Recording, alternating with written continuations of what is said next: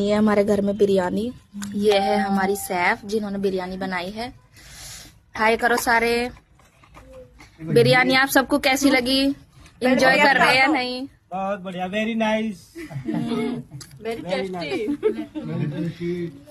भाई हम सबको बहुत मजा आया संडे में बिरयानी खा के।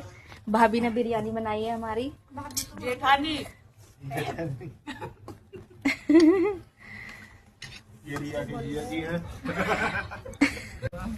ये हमारी शादी है, देखो ये हमारे जीजा जी हैं।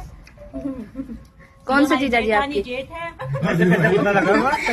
ये हमारे बड़े जेठ जी हैं। बताओ। ये हमारी साली जी है। ये हमारे ये जीजा है। जी हैं।